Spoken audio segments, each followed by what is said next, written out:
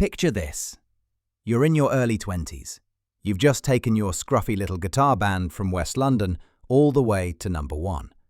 You've sold 1 million records, played Top of the Pops, toured the world. And this is how the press talks about you. A tramp, a bimbo, a joke, a cartoon to be kicked around on the front page whenever they need an easy punchline.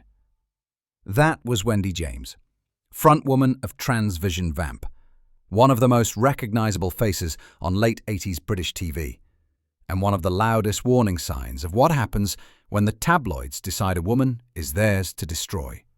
It's a story about sexism, ridicule, and bullying in an era when the tabloids were untouchable, and about how one woman walked away from all of it and rebuilt her life entirely on her own terms. To understand how hard she had to fight, we have to start long before the headlines. Wendy James never really had a quiet life lined up. She was adopted as a baby, grew up in a small English town with a civil servant dad and a teacher mum, and by her teens, she was obsessed with performance. Drama school, Brecht, Stanislavski, the idea of being on stage. At 16, she did the thing most of us only threatened to do. She left. Left home, left the safe path, moved away to study English and drama, and very quickly realized she didn't want to be someone else's actress. She wanted to be the one telling the story. That's when she met guitarist and songwriter Nick Christian Sayer. 2 kids, very little money, one big idea.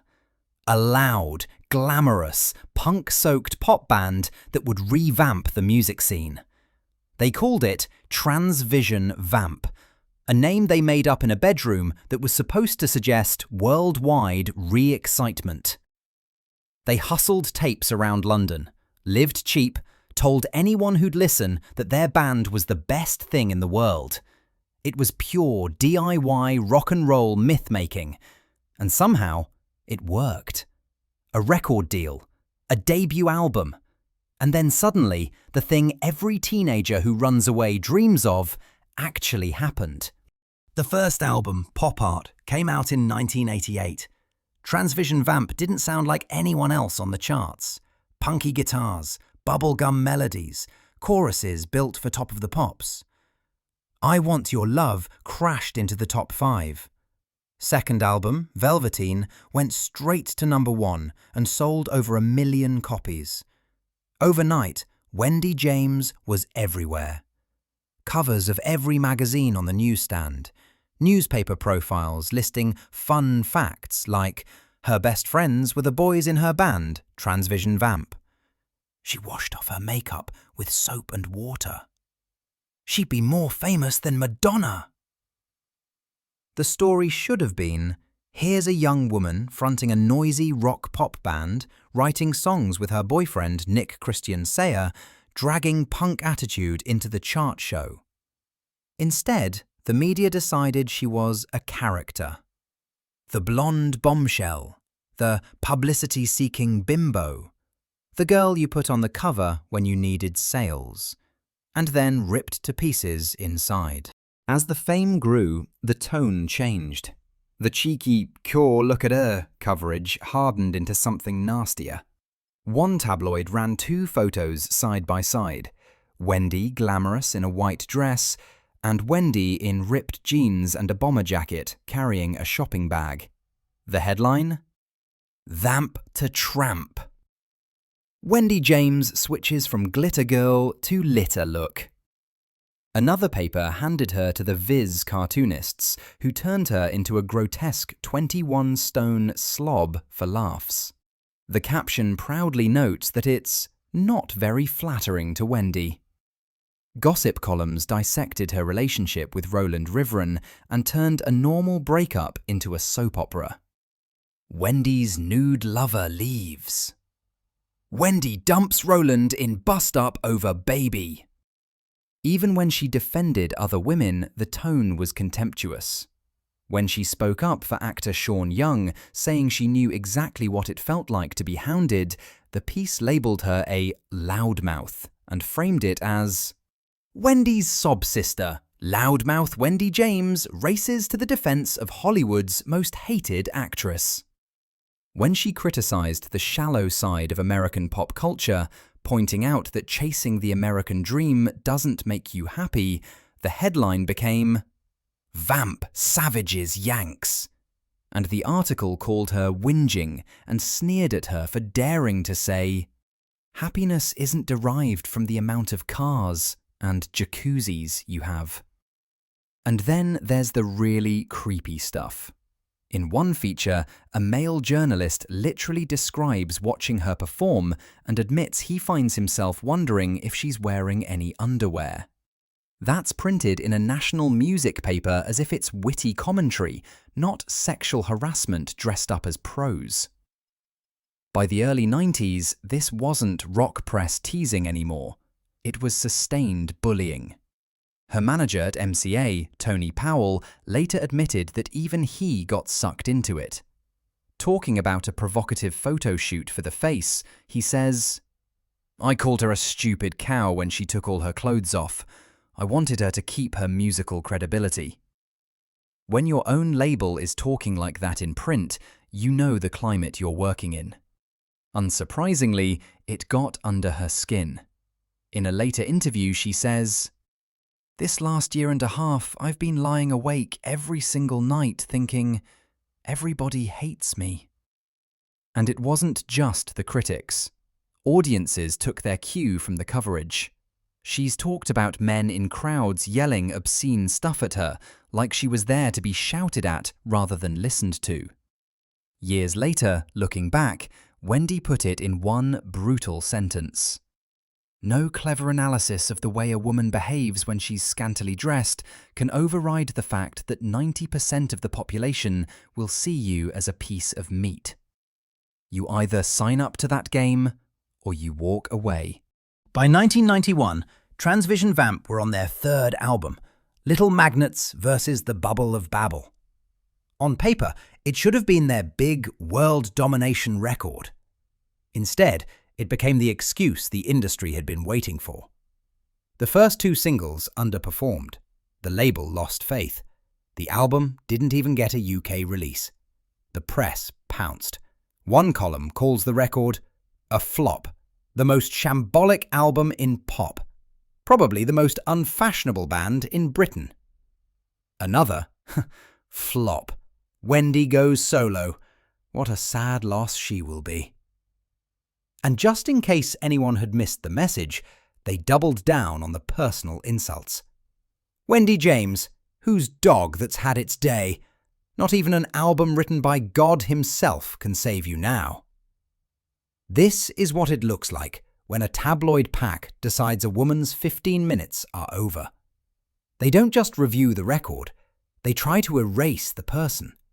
The same piece that laughs about her career collapsing also reports, with obvious relish, that her manager is suing her for £70,000 and calls her an ugly old boiler on TV. For a young woman who'd spent the last few years being told she was both too sexy and not talented enough, it was a public execution. Most people in that situation would disappear for good. Wendy didn't. She wrote a letter. In the summer of 1991, with Transvision Vamp falling apart and her confidence shredded, Wendy sat down and wrote what she later called a very long letter. She wrote to one of her heroes, Elvis Costello. The letter wasn't a fan note, it was a confession. She wrote about being pushed into this cartoon blonde bombshell role, about feeling like she'd been led in a direction she didn't understand, about the hatred from the press, the way her image had been sold back to her as something she didn't recognize. Elvis could have sent a polite good luck and moved on. Instead, he did something extraordinary. He wrote an entire album for her. He took lines, images, and themes from her letter and turned them into songs about fame, exploitation, and survival, and then handed them back with a title that sounded like a warning and a promise. Now ain't the time for your tears. Wendy has said that making that record felt like an exorcism. When it was finished, she felt as if she'd been given a whole new beginning. For the first time, she was singing words that tried to tell her own story, written by someone the critics actually respected. Of course, the press being the press, some of them still treated it like a joke. There were reviews that described her as talentless, that mocked her voice while praising Costello's songwriting, as if the whole point of the project wasn't to let her speak. But something important had changed. Wendy wasn't playing the game anymore. She stopped posing for the "look at the outfit" shoots. She stopped giving provocative sound bites just to feed the beast. As she put it later, when she moved out of the world of Transvision Vamp and into Elvis's world, she left Madonna behind. She wanted to be a singer, not a clothes horse. After the Costello record, Wendy disappeared from the mainstream. The tabloids moved on to the next victim. The music press stopped caring whether she sank or swam. For most people, the story ended in 1993, but in real life, she did something much less dramatic and much braver. She went home, back to the streets that had made her in the first place, Ladbroke Grove in West London. In the mid-90s, she wasn't a punchline in the papers. She was just Wendy James, living in West London, trying to work out what kind of life she wanted after the circus. And she wasn't exactly slumming it musically. This is Wendy with Mick Jones of Big Audio Dynamite and The Clash, and his longtime friend Tony James from Generation X and Sig Sig Sputnik. These are the people she grew up worshipping. The Clash were the band that made her want to be on a stage in the first place. While Britain's newspapers were pretending she'd been thrown on the scrap heap, she was hanging out with the architects of the punk scene, writing, demoing, learning to play guitar, being part of a real community again instead of a cartoon. From there, the trail shifts. She drifts out of the British spotlight completely, to New York, to Paris, to anonymous apartments and small rehearsal rooms. There are no paparazzi shots, no screaming front pages, just the boring, essential parts of being an artist. Living, listening, writing songs no one has heard yet. And then, more than a decade after the Costello album, she comes back with a brand new name, Racine. The first Racine album arrives in 2004. No major label, no hype campaign, no Top of the Pops.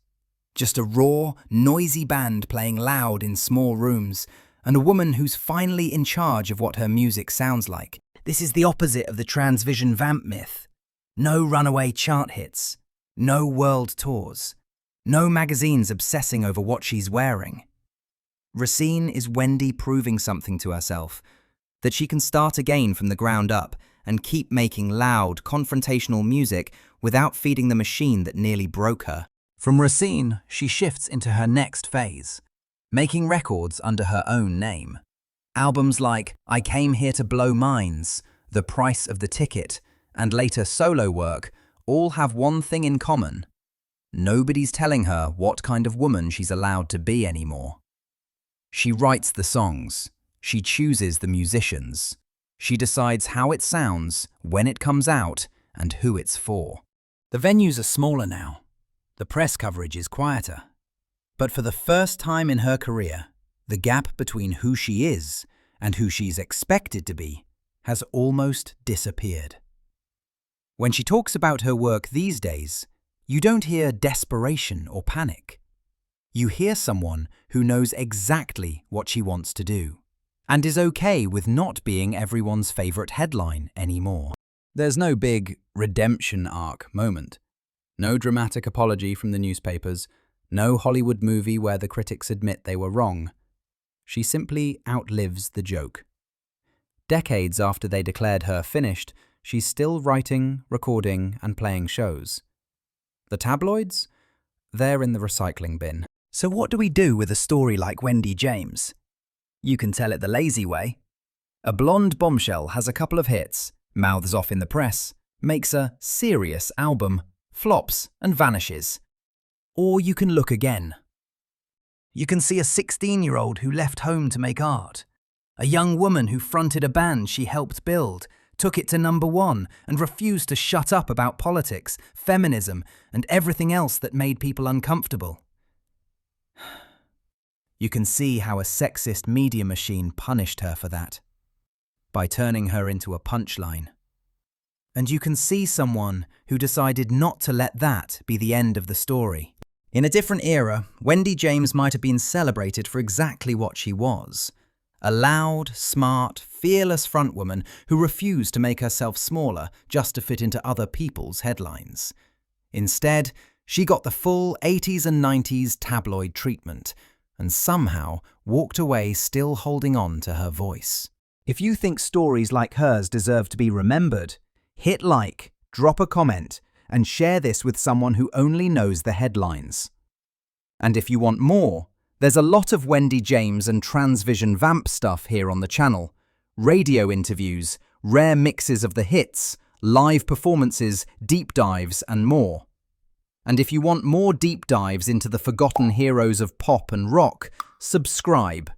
There's a lot more to rewrite. Thank you for watching. I'll see you in the next one.